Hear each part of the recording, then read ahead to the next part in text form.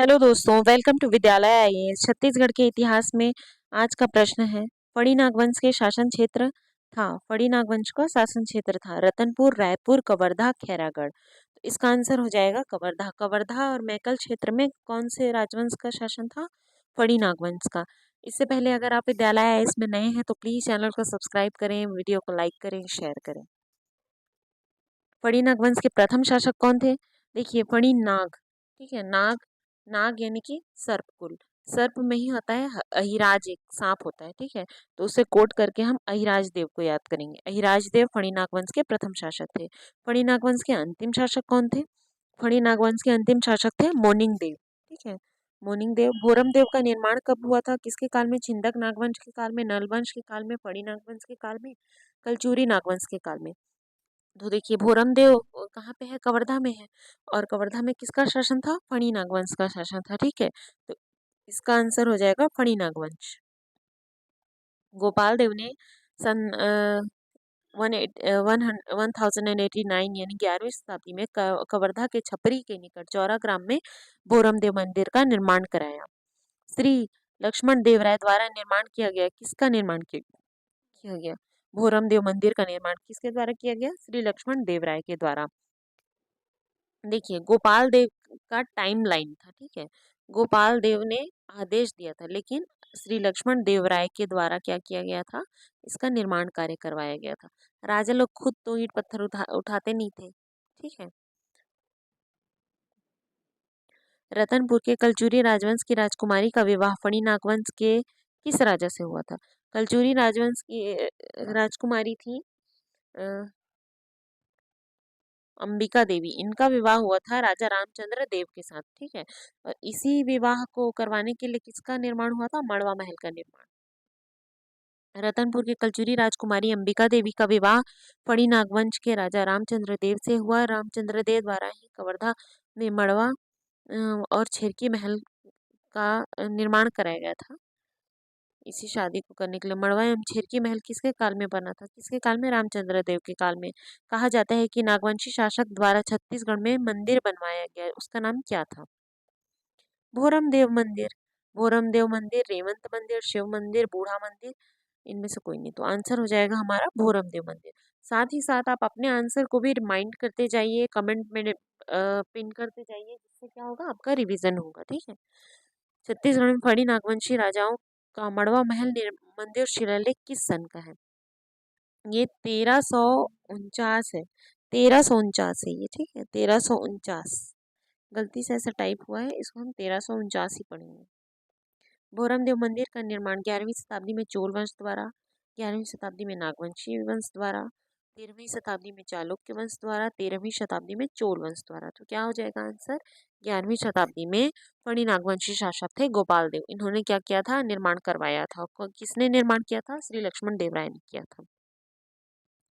छत्तीसगढ़ के खजुराहो मंदिर के नाम से प्रसिद्ध भोरम देव मंदिर कबीरधाम जिले के ग्राम छपरी के निकट चौरा ग्राम नामक स्थान पर स्थित है, जिसका निर्माण सन 1089 में यानी 11वीं सदी में फणी नागवंशीय शासक गोपाल देव राय के शासन काल में लक्ष्मण देव द्वारा किया गया था। यहाँ पर प्रतिवर्ष भोरम देव महोत्सव मनाया जाता है। वहीं यह मंदिर खजुराहो के कंदरिया महादेव मंदिर के समतुल्य होने के कारण इसे छत्तीसगढ़ का खजुराहो की संज्ञा भी दी गई, ठीक है। अगला क्वेश्चन है, छत्तीसगढ़ का खजुराहो किसे कहा जाता है? अब हमने ऊपर के एक्सप्लेनेशन में इसको पढ़ा हुआ है, इसका आंसर आप मुझे कमेंट बॉक्स में जरूर बताएं। फणी नागवंशी और देखिए, नागवंशी शासक क्या थे? इसी कलचुरी राजवंश के समकालीन रहे हैं ये लोग, ठीक है, फणी नागवंशी। फिर इसके बाद आते हैं हमारे छिंदक नाग भी। फणी नाग और छिंदक नाग लगभग एक साथ ऊपर नीचे चले हैं। जहाँ पर फणी नागवंशी मैकल वाले क्षेत्र में बसे और शासन किया, वहीं पे छिंदक नागवंशी साउथ में थे, बस्तर साइड में थे, ठीक है। चक्रकोट उनकी राजधानी थी। अगला है छिरकी महल कहाँ है? अगेन छिरकी महल। छिरकी महल और मड़वा महल का निर्माण किसके द्वारा कराया गया था? रामचंद्र देव द्वारा कराया गया था। क्यों कराया गया था? शादी करने के लिए क्या कराया गया था, ठीक है। किससे? कलचूरी राजकुमारी अंबिका देवी से, ठीक है। कहाँ है ये? कवर्धा में है। कवर्धा महल के मुख्य प्रवेश द्वार को निम्न रूप में भी जाना जाता है। कवर्धा महल के मुख्य प्रवेश द्वार को हाथी दरवाजा कहा जाता है। क्यों कहा जाता है? क्योंकि जो पहले राजमहल बनाए जाते थे, आज भी कई मंदिरों में ऐसा होता है कि जो फ्रंट गेट होता है, मेन गेट होता है, उसके आसपास हाथी, शेर या फिर किसी किसी की मूर्ति होती है। ठीक है, तो इस दरवाजे को ही हाथी दरवाजा कहा जाता था, कवर्धा महल को। कवर्धा महल का निर्माण और डिजाइन करता महाराजा धर्मराज सिंह ने कराया था। इसको एकदम अच्छे से याद करिएगा, निर्माण एवं डिजाइन करता कौन थे? तो धर्मराज सिंह थे। इस महल के दरबार की गुंबद पर सोने व चांदी से नक्काशी की गई है। वहीं इसका प्रवेश द्वार बृहद आकार लिए हुए है, जिसे हाथी दरवाजा के भी नाम से जानते हैं। ठीक है, जो इसका मेन गेट है वो बहुत बड़ा है, इसलिए इसको हाथी दरवाजे के नाम से जानते हैं। अगला है छत्तीसगढ़ के बस्तर के प्राचीन राजवंश यानी छिंदक नागवंश निम्नलिखित शासक से संबंधित है। ठीक है, मतलब उस छिंदक नागवंशी इनमें से कौन कौन से शासक थे? ठीक है, सोमेश्वर देव, कन्हर देव, नरसिंह देव, जयदेव। तो कौन कौन थे? सोमेश्वर देव भी थे, कन्हर देव भी थे और नरसिंह देव भी थे। तो आ जाएगा हमारा आंसर 1, 2 और 3। ठीक है, अब देखते हैं कौन कौन से थे। ठीक, बहुत ही इंपॉर्टेंट हो जाता है छिंदक नागवंशी शासक, क्योंकि सोमेश्वर देव का टाइमलाइन में कलचुरी वंश से भी रिलेट करते हैं। क्यों रिलेट करते हैं? क्योंकि जाजल्य देव प्रथम ने क्या किया था? सोमेश्वर देव को युद्ध में हराया था, उनके परिवार को बंदी बनाया था। अब देखते हैं इस वंश में कौन कौन से शासक रहे। ठीक है, और इनके शिलालेख। सोमेश्वर देव, कन्हर देव, नरसिंह देव। देखते हैं छत्तीसगढ़ में छिंदक नागवंशी शासक क्रमशः नृपति भूषण या संस्थापक रहे इसके। नृपति भूषण, धारावर्ष, मधुरांतक देव, सोमेश्वर देव, कन्हर देव, राजभूषण, सोमेश्वर द्वितीय, जगदेव भूषण, नरसिंह देव या माणिक्य देवी के उपासक रहे हैं। कन्हर देव द्वितीय, जयदेव प्रथम, हरिश्चंद्र। छिंदक नागवंशी अंतिम शासक हरिश्चंद्र रहे। ठीक है, और ये सबके अभिलेख भी आप याद कर लीजिए लगे हाथों। जो नृपति भूषण रहे हैं उनका एराकोटा तेलुगु शिलालेख है। जगदेव भूषण और मधुरांतक देव का कुछ नहीं मिलता। और धारावर्ष के टाइम में क्या हुआ था कि बारसूर शिलालेख मतलब इनको जगदेव भूषण धारावर्ष के भी नाम से जानते हैं। ठीक है, तो सोमेश्वर देव, कन्हर देव, राजभूषण देव, सोमेश्वर देव द्वितीय, जगदेव भूषण, नरसिंह देव, कन्हर देव द्वितीय, जयदेव प्रथम, हरिश्चंद्र। हरिश्चंद्र कौन है? अंतिम शासक है। निम्नलिखित में से कौन से शासक बस्तर के छिंदक नागवंश से संबंधित थे? सोमेश्वर देव, गोपाल देव, कन्हर देव, जयसिंह देव। कौन कौन से थे? देखिए, सोमेश्वर देव भी रहे, कन्हर देव भी रहे, जयसिंह देव भी रहे, गोपाल देव नहीं रहे। गोपाल देव कहाँ है? कवर्धा के फड़ी नागवंश में है। ठीक है, तो नृपति भूषण, धारावर्ष, मथुरांतक, सोमेश्वर, कन्हर, जयसिंह देव, राजभूषण, जगदेव भूषण, कन्हर देव, हरिश्चंद्र देव, ऐसे एक लाइन में आपको याद होना चाहिए। इसको एकदम रट्टा मार के रखिए। आंसर हो जाएगा इसका डी। अगला है प्राचीन बस्तर के छिन्नक नागवंश के संबंधित निम्नलिखित शासक है। अगेन वही क्वेश्चन है, सोमेश्वर देव, कन्हर देव, जयसिंह देव। ठीक है, ये बहुत बार आ चुके हैं क्वेश्चन ऐसे कि इनमें से कौन से शासक हैं। कलचुरी शासक जाजल्य देव प्रथम ने बस्तर के किस शासक को परास्त किया था? किसको किया था? सोमेश्वर देव को किया था। भोगवती पुरेश्वर की उपाधि धारण करते थे। कौन से धारण करते थे? भोगवती पुरेश्वर की उपाधि जो बस्तर के छिंदक नागवंशी थे वही धारण करते थे भोगवती पुरेश्वर की उपाधि। फिर छिंदक नागवंशियों की राजधानी क्षेत्र था। छिंदक नागवंशियों का राजधानी क्षेत्र था चक्रकोट था। ठीक है, छिंदक नागवंश के अंतिम शासक माने जाते हैं। अभी हमने पढ़ा कौन है, आप मुझे कमेंट बॉक्स में जरूर बताएं। बस्तर की छिंदक राजवंश के पहले राजा का क्या नाम है? क्या नाम है? नृपति भूषण है। ठीक है, नृपति भूषण। फिर दारावर्ष आते हैं। बस्तर में छिंदक नागवंश की स्थापना कब हुई? कब हुई? सन 1023 में हुई।